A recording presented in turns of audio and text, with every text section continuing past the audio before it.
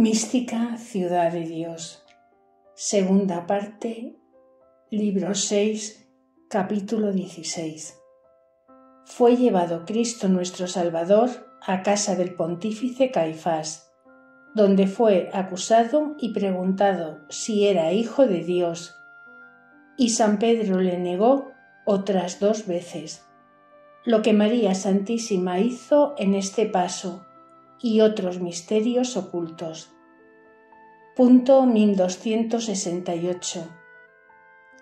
Luego que nuestro Salvador Jesús recibió en casa de Anás las contumelias y bofetada, le remitió este pontífice, atado y preso como estaba, al pontífice Caifás, que era su suegro y aquel año hacía el oficio de príncipe y sumo sacerdote. Y con él estaban congregados los escribas y señores del pueblo, para sustanciar la causa del inocentísimo Cordero. Con la invencible paciencia y mansedumbre que mostraba el Señor de las virtudes, en las injurias que recibía, estaban como atónitos los demonios y llenos de confusión y furor grande, que no se puede explicar con palabras. Y como no penetraban las obras interiores de la Santísima Humanidad y en las exteriores por donde en los demás hombres rastrean el corazón, no hallaba movimiento alguno desigual, ni el mansísimo Señor se quejaba, ni suspiraba, ni daba este pequeño alivio a su humanidad. De toda esta grandeza de ánimo se admiraba y atormentaba el dragón como de cosa nueva y nunca vista entre los hombres de condición pasible y flaca. Y con este furor irritaba el enemigo a todos los príncipes, escribas y ministros de los sacerdotes, para que ofendiesen y maltratasen al Señor con abominables oprobios, y en todo lo que el demonio les administraba estaban prontos para ejecutarlo, si la divina voluntad lo permitía. Punto 1269. Partió de casa de Anás toda aquella canalla de ministros infernales y de hombres inhumanos, y llevaron por las calles a nuestro Salvador a casa de Caifás, tratándole con su implacable crueldad ignominiosamente, y entrando con escandaloso tumulto en casa del sumo sacerdote, él y todo el concilio recibieron al Criador y Señor de todo el universo, con grande risa y mofa de verle sujeto y rendido a su poder y jurisdicción, de quien les parecía que ya no se podría defender. Oh secreto de la altísima sabiduría del cielo, oh estulticia de la ignorancia diabólica y ceguísima torpeza de los mortales. Qué distancia tan inmensa veo entre vosotros y las obras del Altísimo. Cuando el Rey de la Gloria poderoso en las batallas está venciendo a los vicios, a la muerte y al pecado con las virtudes de paciencia, humildad y caridad, como Señor de todas ellas, entonces piense el mundo que le tiene vencido y sujeto con su arrogante soberbia y presunción. Qué distancia de pensamientos eran los que tenía Cristo nuestro Señor, de los que poseían aquellos ministros operarios de la maldad. Ofrecía el autor de la vida a su eterno Padre aquel triunfo que su mansedumbre y humildad ganaba del pecado. Rogaba por los sacerdotes, escribas y ministros que le perseguían, presentando su misma paciencia y dolores y la ignorancia de los ofensores. Y la misma petición y oración hizo en aquel mismo punto su Beatísima Madre, rogando por sus enemigos y de su Hijo Santísimo, acompañándole e imitándole en todo lo que su majestad iba obrando, porque le era patente, como muchas veces he repetido. Y entre hijo y madre había una dulcísima y admirable consonancia y correspondencia agradable a los ojos del Eterno Padre. Punto 1270. El pontífice Caifás estaba en su cátedra o silla sacerdotal, encendido en mortal envidia y furor contra el Maestro de la vida. Asistíale Lucifer con todos los demonios que vinieron a casa de Anás, y los escribas y fariseos estaban como sangrientos lobos con la presa del manso corderillo, y todos juntos se alegraban como lo hace el envidioso cuando ve deshecho y confundido a quien se le adelanta.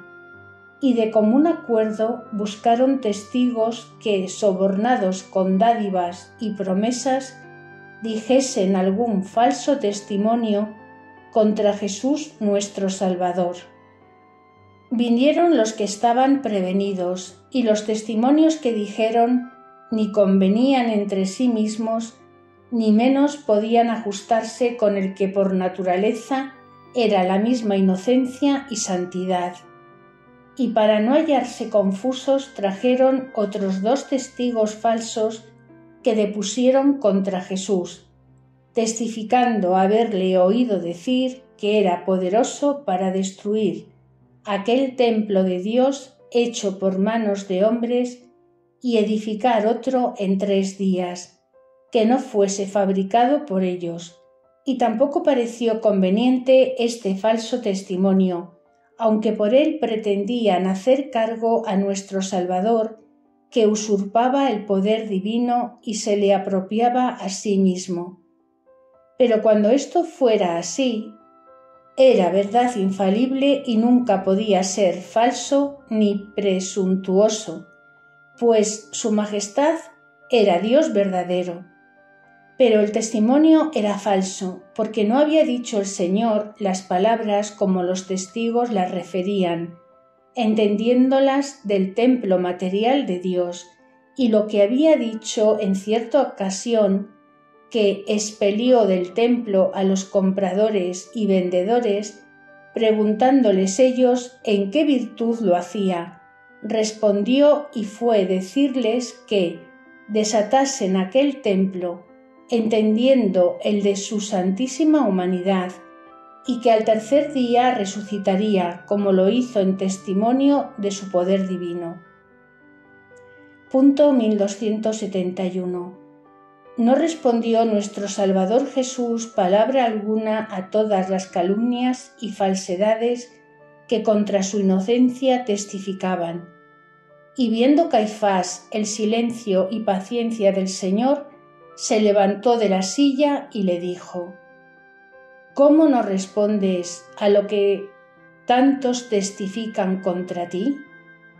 Tampoco a esta pregunta respondió su majestad, porque Caifás y los demás no sólo estaban indispuestos para darle crédito, pero su duplicado intento era que respondiese el Señor alguna razón que le pudiesen calumniar, para satisfacer al pueblo en lo que intentaban contra el Señor, y que no conociese le condenaban a muerte sin justa causa. Con este humilde silencio de Cristo nuestro Señor, que podía ablandar el corazón del mal sacerdote, enfurecióse mucho más, porque se le frustraba su malicia. Y Lucifer, que movía a Caifás y a todos los demás, estaba muy atento a todo lo que el Salvador del mundo obraba, aunque el intento de este dragón era diferente que el del pontífice, y sólo pretendía irritar la paciencia del Señor, o que hablase alguna palabra por donde pudiera conocer si era Dios verdadero. Punto 1272. Con este intento Lucifer movió la imaginación de Caifás para que con grande saña e imperio hiciese a Cristo nuestro bien aquella nueva pregunta: yo te conjuro por Dios vivo, que nos digas si tú eres Cristo, Hijo de Dios bendito. Esta pregunta de parte del pontífice fue arrojada y llena de temeridad e insipiencia, porque en duda si Cristo era o no era Dios verdadero, tenerle preso como reo en su presencia era formidable crimen y temeridad, pues aquel examen se debiera hacer por otro modo, conforme a razón y justicia. Pero Cristo nuestro bien, oyéndose conjurar por Dios vivo, le adoró y reverenció, aunque pronunciado por tan sacrílega lengua, y en virtud de esta reverencia respondió y dijo: tú lo dijiste, y yo lo soy. Pero yo os aseguro que desde ahora veréis al Hijo del Hombre, que soy yo, asentado a la diestra del mismo Dios, y que vendrá en las nubes del cielo. Con esta divina respuesta se turbaron los demonios y los hombres con diversos accidentes, porque Lucifer y sus ministros no la pudieron sufrir. Antes bien sintieron una fuerza en ella que los arrojó hasta el profundo, sintiendo gravísimo tormento de aquella verdad que los oprimía, y no se atreviera a volver a la presencia de Cristo nuestro Salvador, si no dispusiera su altísima providencia que Lucifer volviera a dudar si aquel hombre Cristo había dicho verdad o no la había dicho para librarse de los judíos. Y con esta duda se esforzaron de nuevo y salieron otra vez a la estacada, porque se reservaba para la cruz el último triunfo, que de ellos y de la muerte había de ganar el Salvador, como adelante veremos, y según la profecía de Habacuc. Punto 1273. Pero el pontífice Caifás, indignado con la respuesta del Señor, que debía ser su verdadero desengaño, se levantó otra vez y, rompiendo sus vestiduras en testimonio de que celaba la honra de Dios, le dijo a voces: «Blasfemado ha. ¿Qué necesidad hay de más testigos? ¿No habéis oído la blasfemia que ha dicho? ¿Qué os parece de esto?» Esta osadía loca y abominable de Caifás fue verdaderamente blasfemia, porque negó a Cristo el ser Hijo de Dios, que por naturaleza le convenía, y le atribuyó el pecado que por naturaleza le repugnaba a su divina persona. Tal fue la estulticia de aquel inicuo sacerdote a quien por oficio tocaba conocer la verdad católica y enseñarla, que se hizo execrable blasfemo, cuando dijo que blasfemaba el que era la misma santidad. Y habiendo profetizado poco antes, con instinto del Espíritu Santo, en virtud de su dignidad, que convenía muriese un hombre para que toda la gente no pereciese, no mereció por sus pecados entender la misma verdad que profetizaba. Pero como el ejemplo y juicio de los príncipes y prelados es tan poderoso para mover a los inferiores y al pueblo, inclinado a la lisonja y adulación de los poderosos, todo aquel concilio de maldad se irritó contra el Salvador Jesús, y respondiendo a Caifás dijeron en altas voces: «Digno es de muerte, muera, muera». Y a un mismo tiempo, irritados del demonio, arremetieron contra el mansísimo Maestro y descargaron sobre él su furor diabólico. Unos le dieron bofetadas, otros le hirieron con puntillazos, otros le mesaron los cabellos, otros le escupieron en su venerable rostro, Otros le daban golpes o pescozones en el cuello, que era un linaje de afrenta vil con que los judíos trataban a los hombres que reputaban por muy viles. Punto 1274. Jamás entre los hombres se intentaron ignominias tan afrentosas y desmedidas como las que en esta ocasión se hicieron contra el Redentor del mundo. Y dicen San Lucas y San Marcos que le cubrieron el rostro y así cubierto le herían con bofetadas y pescozones y le decían: «Profetiza ahora, profetízanos, pues eres profeta, di quién es el que te hirió». La causa de cubrirle el rostro fue misteriosa, porque del júbilo con que nuestro Salvador padecía aquellos oprobios y blasfemas, como luego diré, le redundó en su venerable rostro una hermosura y resplandor extraordinario, que a todos aquellos operarios de maldad los llenó de admiración y confusión muy penosa, y para disimularla atribuyeron aquel resplandor a hechicería y arte mágica, y tomaron por arbitrio cubrirle al Señor la cara con paño inmundo, como indignos de mirarla, y porque aquella luz divina los atormentaba y debilitaba las fuerzas de su diabólica indignación. Todas estas afrentas, baldones y abominables oprobios que padecía el Salvador, los miraba y sentía su Santísima Madre con el dolor de los golpes y de las heridas en las mismas partes y al mismo tiempo que nuestro Redentor las recibía. Sólo había diferencia que en Cristo nuestro Señor los dolores eran causados de los golpes y tormentos que le daban los judíos, y en su Madre Purísima los obraba la mano del Altísimo por voluntad de la misma Señora.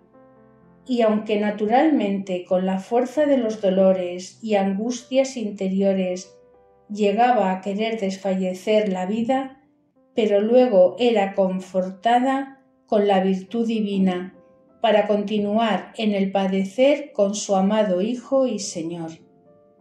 Punto 1275. Las obras interiores que el Salvador hacía en esta ocasión de tan inhumanas y nuevas afrentas no pueden caer debajo de razones y capacidad humana. Sólo María Santísima las conoció con plenitud para imitarlas con suma perfección. Pero como el Divino Maestro en la escuela de la experiencia de sus dolores iba deprendiendo la compasión de los que habían de imitarle y seguir su doctrina, convirtióse más a santificarlos y bendecirlos en la misma ocasión que con su ejemplo les enseñaba el camino estrecho de la perfección. Y en medio de aquellos oprobios y tormentos y en los que después se siguieron, renovó su majestad sobre los escogidos y perfectos las bienaventuranzas que antes les había ofrecido y prometido. Miró a los pobres de espíritu, que en esta virtud le habían de imitar, y dijo: «Bienaventurados seréis en vuestra desnudez de las cosas terrenas, porque con mi pasión y muerte he de vincular el reino de los cielos como posesión segura y cierta de la pobreza voluntaria. Bienaventurados serán los que con mansedumbre sufrieren y llevaren las adversidades y tribulaciones, porque a más del derecho que adquieren a mi gozo por haberme imitado, poseerán la tierra de las voluntades y corazones humanos con la apacible conversación y suavidad de la virtud. Bienaventurados los que, sembrando con lágrimas, lloraren, porque en ella recibirán el pan de entendimiento y vida y cogerán después el fruto de la alegría y gozo sempiterno. Punto 1276. Benditos serán también los que tuvieron hambre y sed de la justicia y verdad, porque yo les merezco satisfacción y hartura que excederá a todos sus deseos, así en la gracia como en el premio de la gloria. Benditos serán los que se compadecieren con misericordia de aquellos que los ofenden y persiguen, como yo lo hago, perdonándolos y ofreciéndoles mi amistad y gracia si la quieren admitir, que yo les prometo en nombre de mi Padre larga misericordia. Sean benditos los limpios de corazón, que me imitan y crucifican su carne para conservar la pureza del espíritu. Yo les prometo la visión de paz y que lleguen a la de mi divinidad por mi semejanza y participación. Benditos sean los pacíficos, que, sin buscar su derecho, no resisten a los malos y los reciben con corazón sencillo y quieto sin venganza. Ellos serán llamados hijos míos, porque me imitaron la condición de su Padre Celestial, y yo los concibo y escribo en mi memoria y en mi mente, para adoptarlos por míos. Y los que padecieren persecución por la justicia, sean bienaventurados y herederos de mi reino celestial, porque padecieron conmigo y donde yo estaré, quiero que estén eternamente conmigo. Alegraos, pobres, recibid consolación los que estáis y estaréis tristes. Celebrad vuestra dicha los pequeñuelos y despreciados del mundo, los que padecéis con humildad y sufrimiento. Padeced con interior regocijo, pues todos me seguís por las sendas de la verdad. Renunciad la vanidad, despreciad el fausto y arrogancia de la soberbia de Babilonia, falsa y mentirosa. Pasad por el fuego y las aguas de la tribulación hasta llegar a mí, que soy luz, verdad y vuestra guía para el eterno descanso y refrigerio. Punto 1277. En estas obras tan divinas y otras peticiones por los pecadores estaba ocupado nuestro Salvador Jesús, mientras el concilio de los malignantes le rodeaba y como rabiosos canes, según dijo David, le embestían y cargaban de afrentas, oprobios, heridas y blasfemias. Y la Madre Virgen, que a todo estaba atenta, le acompañaba en lo que hacía y padecía, porque en las peticiones hizo la misma oración por los enemigos, y en las bendiciones que dio su Hijo Santísimo a los justos y predestinados, se constituyó la Divina Reina por su Madre, amparo y protectora, y en nombre de todos hizo cánticos de alabanza y agradecimiento, porque a los despreciados del mundo y pobres les dejaba el Señor tan alto lugar de su divina aceptación y agrado. Y por esta causa y las que conoció en estas obras interiores de Cristo nuestro Señor, hizo con incomparable fervor nueva elección de los trabajos y desprecios, tribulaciones y penas para lo restante de la pasión y de su vida santísima. Punto 1278.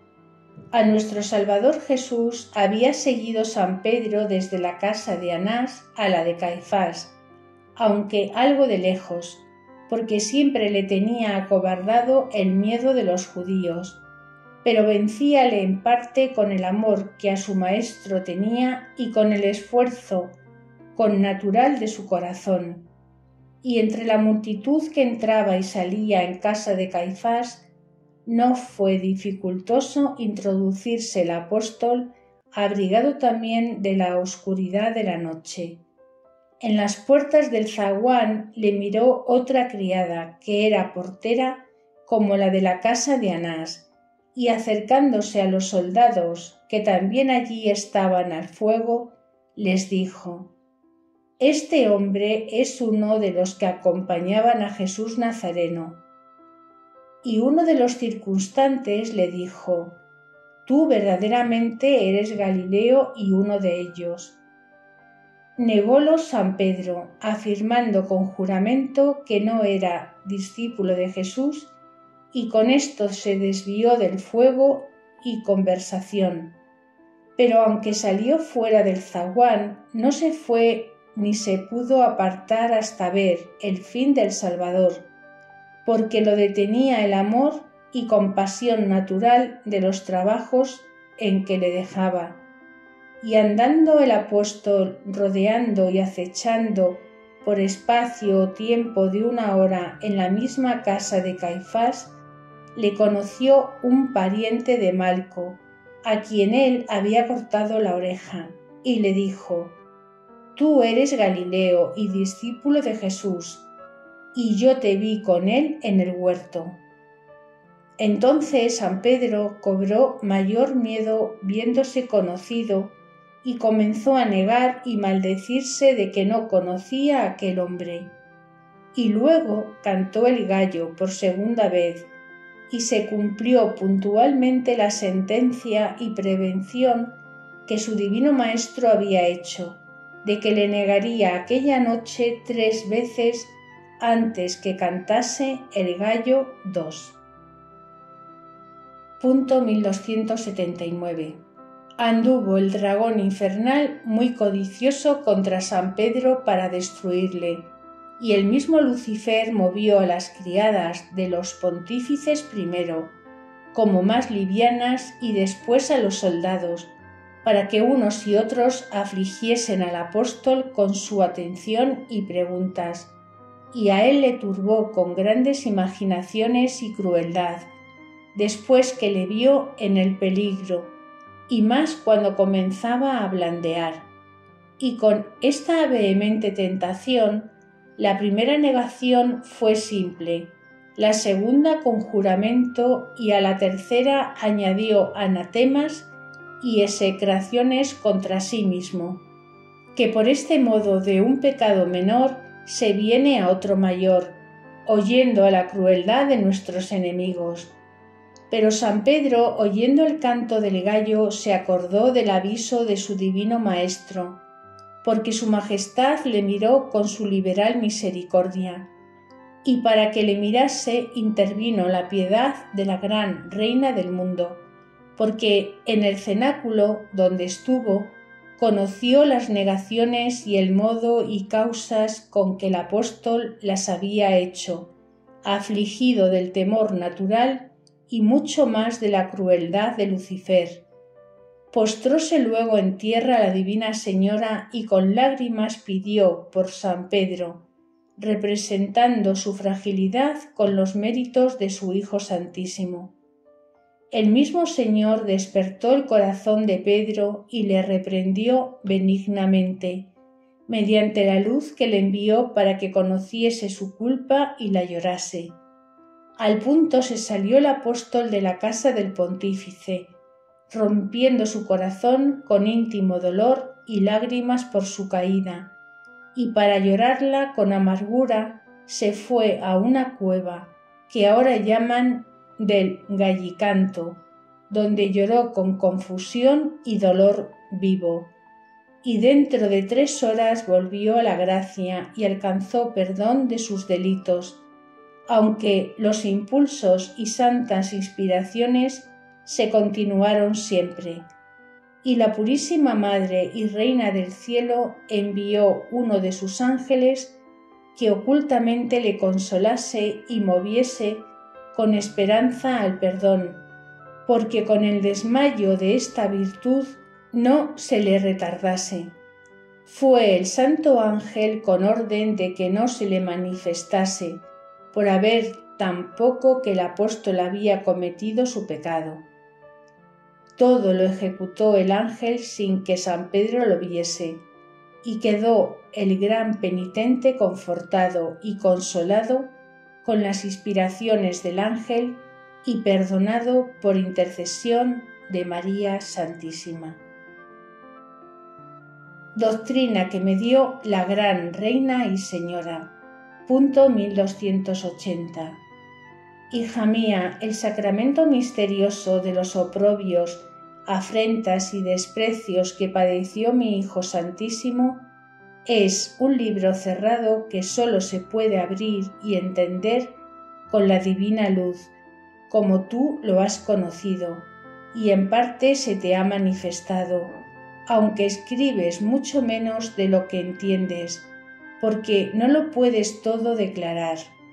Pero como se te despliega y hace patente en el secreto de tu corazón, quiero que quede en él escrito y que en la noticia de este ejemplar vivo y verdadero estudies la divina ciencia que la carne ni la sangre no te pueden enseñar, porque ni la conoce el mundo ni merece conocerla. Esta filosofía divina consiste en aprender y amar la felicísima suerte de los pobres, de los humildes, de los afligidos, despreciados y no conocidos entre los hijos de la vanidad. Esta escuela estableció mi Hijo Santísimo y Amantísimo en su Iglesia, cuando en el monte predicó y propuso a todos las 8 bienaventuranzas, y después, como catedrático que ejecuta la doctrina que enseña, la puso en práctica, cuando en la Pasión y Oprobios renovó los capítulos de esta ciencia que en sí mismo ejecutaba, como la has escrito. Pero con todo eso, aunque la tienen presente los católicos y está pendiente ante ellos este libro de la vida, son muy pocos y contados los que entran en esta escuela y estudian en este libro, e infinitos los estultos y necios que ignoran esta ciencia porque no se disponen para ser enseñados en ella. Punto 1281. Todos aborrecen la pobreza y están sedientos de las riquezas, sin que les desengañe su falacia. Infinitos son los que siguen a la ira y a la venganza, y desprecian la mansedumbre. Pocos lloran sus miserias verdaderas y trabajan muchos por la consolación terrena. Apenas hay quien ame la justicia y quien no sea injusto y desleal con sus prójimos. La misericordia está extinguida, la limpieza de los corazones violada y oscurecida, la paz estragada. Nadie perdona ni quiere padecer, no solo por la justicia, pero mereciendo de justicia padecer muchas penas y tormentos, huyen todos injustamente de ellos. Con esto, carísima, hay pocos bienaventurados a quien les alcancen las bendiciones de mi Hijo Santísimo y las mías. Y muchas veces se te ha manifestado el enojo y justa indignación del Altísimo contra los profesores de la fe, porque a vista de su ejemplar y maestro de la vida, viven casi como infieles, y muchos son más aborrecibles porque ellos son los que de verdad desprecian el fruto de la redención que confiesan y conocen, y en la tierra de los santos obran la maldad con impiedad, y se hacen indignos del remedio que con mayor misericordia se les puso en las manos. Punto 1282. De ti, hija mía, quiero trabajes por llegar a ser bienaventurada, siguiéndome por imitación perfecta, según las fuerzas de la gracia que recibes, para entender esta doctrina escondida de los prudentes y sabios del mundo. Cada día te manifiesto nuevos secretos de mi sabiduría, para que tu corazón se encienda y te alientes extendiendo tus manos a cosas fuertes. Y ahora te añado un ejercicio que yo hice, que en parte puedas imitarme. ya sabes que desde el primer instante de mi concepción fui llena de gracia, sin la mácula del pecado original y sin participar sus efectos. Y por este singular privilegio fui desde entonces bienaventurada en las virtudes sin sentir la repugnancia ni contradicción que vencer, ni hallarme deudora de qué pagar ni satisfacer por culpas propias mías. Con todo esto, la divina ciencia me enseñó que por ser hija de Adán, en la naturaleza que había pecado, aunque no en la culpa cometida, debía humillarme más que el polvo.